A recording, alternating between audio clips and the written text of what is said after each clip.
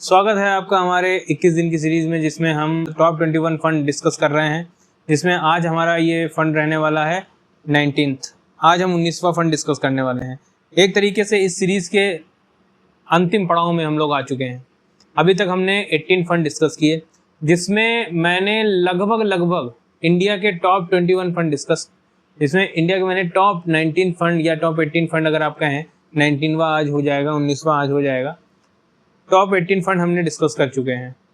तो इसमें जो लोग भी हमारे चैनल से जुड़े हैं, जो लोग भी हमारे पुराने सब्सक्राइबर हैं या जो हमारे नए सब्सक्राइबर हमारे चैनल में जुड़े हैं, वो यहाँ पे अपने विज़न के हिसाब से कोई भी फंड चूज कर सकते हैं। कैसा भी विज़न है, लॉन्ग टर्म, शॉर्ट टर्म, शादी का, पढ़ाई का, जो विज़न है, सेक्टोरियल, थीमेटिक, जैसा फंड चाहते हैं आपको हमारे इस सीरीज में मिल जाएगा। और आते आते हम यहाँ पे अब अंतिम पड़ाव में आ चुके हैं। यहाँ पे कुछ फंड और रह गए हैं, जैसे आज हम 19वें फंड को डिस्कस करेंगे। 2 फंड इसके बाद और बचेंगे, उसके बाद हमारी ये सीरीज जो है पूरी हो जाएगी। तो यहाँ पे आपने इस सीरीज को काफ़ी प्यार दिया, काफ़ी लोगों ने पसंद किया और यहाँ पे उनके सुझाव भी आए, उनके क्वेश्चन भी आए, जिसको हमने पूरी कोशिश करी कि हम यहाँ पे आपके क्वेश्चंस का आंसर दे सकें और सुझावों को अपने ऊपर यहाँ पे चीज़ें इम्प्लीमेंट कर सकें। कोई अदर क्वेश्चन या फिर सुझाव होता है आप कमेंट बॉक्स में पूछ सकते हैं। बिना देरी के शुरू करता हूं मैं आज का वीडियो, जिसमें मैं बात करने वाला हूं मिड कैप कैटेगरी के Edelweiss mid cap direct plan growth की। ये मिड कैप कैटेगरी का ये फंड है, इसको 5 स्टार रेटिंग मिल चुकी है। एनएवी की बात कर लेते हैं तो 117.76 की इसकी एनएवी हो जाती है। मैंने एक वीडियो में आपसे पूछा था कि एनएवी क्या होती है। आज मैं फिर से आपसे पूछ रहा हूँ कि एनएवी क्या होती है, किसी भी फंड की एनएवी आपको क्या बताती है।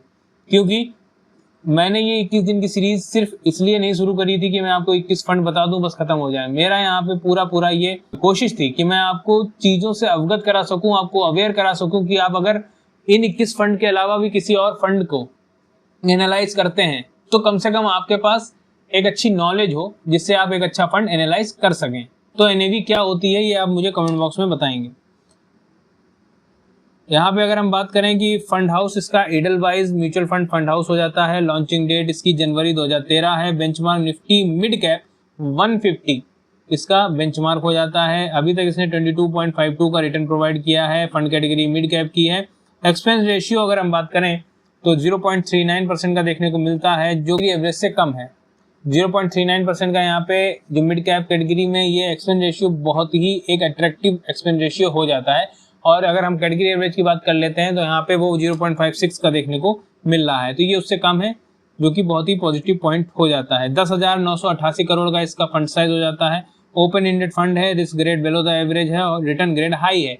और क्या चाहिए एक इन्वेस्टर को कि यहाँ पे आपको सारे पॉइंट तो टिक मिल गए, हाई रिटर्न ग्रेड मिल गया, risk grade below the average मिल गया और एक्सपेंस रेशियो यहाँ पे आपको कम मिल गया।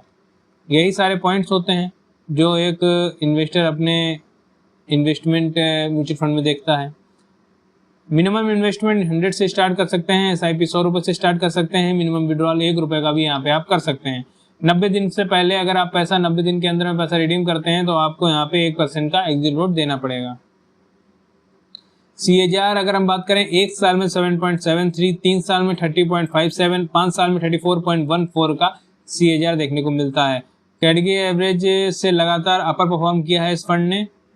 कैटेगरी एवरेज को ये बीट कर रहा है। 1 साल में 0.88, 3 साल में 25%, 5 साल में 28.48, 43 का यहाँ कैटेगरी एवरेज का CAGR है। तो इस फंड ने अपने कैटेगरी एवरेज से हमेशा अप में परफॉर्म किया है। 6 महीने में रोलिंग रिटर्न की अगर हम बात करते हैं तो 6 महीने में 8.88% का यहाँ पे रोलिंग रिटर्न देखने को मिलता है। 1 साल में 41.4% का, 2 साल में 31.9% का, 3 साल में 28.2% का, 5 साल में 21.1% का रोलिंग रिटर्न देखने को मिलता है। ईयरली बेस पे अगर हम बात करें 2020 में 28.4% का रिटर्न है, 2021 में 52.5% का, 2022 में 3.98% का, 2023 में 40.4% का, 2024 में 40.4% का यहाँ पे ईयरली रिटर्न देखने को मिलता है। तो रिटर्न वाइज मुझे ये फंड काफ़ी अच्छा और अट्रैक्टिव देखने को मिला। बाकी डेटा अगर हम देखें तो डेटा अभी तक मुझे यहाँ पे सारे अच्छे देखने को मिले हैं।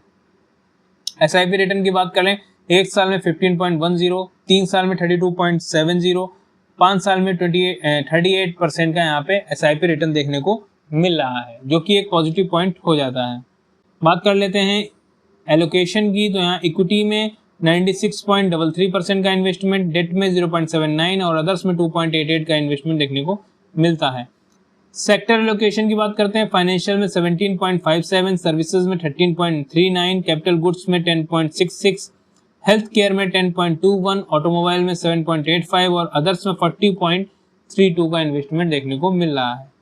मार्केट कैपिटलाइजेशन की बात कर लेते हैं, तो यहाँ पे 19% का इन्वेस्टमेंट आपको लार्ज कैप में, मिड कैप का 74% का इन्वेस्टमेंट देखने को मिलता है, स्मॉल कैप में 6.87 का इन्वेस्टमेंट देखने को मिलता है। हाईएस्ट एक्सपोजर यहाँ पे परसिस्टेंट सिस्टम्स में 3.64 का इन्वेस्टमेंट देखने को मिलता है, जो कि मई 2025 में मैक्स हेल्थ केयर इंस्टीट्यूट में 3.35 का इन्वेस्टमेंट देखने को मिल रहा है। मतलब यहाँ पे मैक्स हेल्थ केयर इंस्टीट्यूट से इन्वेस्टमेंट को हटा के परसिस्टेंट सिस्टम्स में डाला गया है। तो कहीं ना कहीं इस फंड में इस कंपनी में फंड मैनेजर को कुछ पॉजिटिव साइन देखने को मिला होगा। स्टैंडर्ड डेविएशन में अगर आप बात करें तो हाई वॉलिटिलिटी दिखाता है, बीटा में भी हाई वॉलिटिलिटी दिखा रहा है, शार्प रेशियो अच्छा है, टेन्योर रेशियो अच्छा है, अल्फा अच्छा है और रिटर्न वाइज भी ये अच्छा है। फंड वॉलिटिलिटी को अगर हम यहाँ पे एनालाइज करते हैं तो बहुत ज़्यादा अंतर नहीं है, बहुत माइनर सा अंतर देखने को मिलता है। तो मतलब फंड वॉलिटिलिटी बहुत ज़्यादा नहीं रहेगी। तो अगर आप लोग इन्वेस्ट करने के पर्पज से, लॉन्ग टर्म के पर्पज से इस फंड को देख रहे हैं तो यहाँ पे वॉलिटिलिटी कैटेगरी एवरेज के कंपैरिजन में बहुत ज़्यादा नहीं रहने वाली है।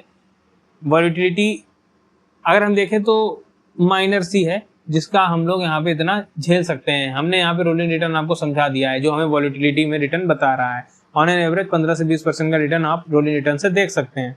तो जो लोग भी यहाँ पे मिड कैप कैटेगरी में इन्वेस्ट करना चाहते हैं, जो लोग भी अच्छा फंड ढूंढ रहे हैं, उसके लिए ये एक बेहतरीन फंड ये हो सकता है। गोल आपका होना चाहिए, विजन आपका होना चाहिए, long term vision, long term goal लेके चलेंगे तो नो डाउट आपको एक अच्छा रिटर्न, एक अच्छा फंड ये आपके लिए बन सकता है। शॉर्ट टर्म के लिए किसी के लिए भी रिटर्न कोई भी फंड बना के नहीं देगा, ये गारंटी आप लेके चलिए। और कंपाउंडिंग का आप पावर तभी समझ सकते हैं जब आप लॉन्ग टर्म में टिकेंगे। तो जानकारी कैसी लगी मुझे कमेंट बॉक्स में बताइएगा, अपने सुझाव कमेंट बॉक्स में साझा करिए कि आपको ये सीरीज कैसी लगी, फंड कैसा लगा और मेरे बताने का तरीका या जानकारी आपको कैसी लग रही है। मुझे कमेंट बॉक्स में अपने सुझाव दीजिए। कोई क्वेश्चन होता है आप पूछ सकते हैं। वीडियो अच्छा लगा है तो लाइक करिएगा, चैनल को सब्सक्राइब करिएगा, दोस्तों का शेयर करिए। मिलता हूँ नेक्स्ट वीडियो में। धन्यवाद।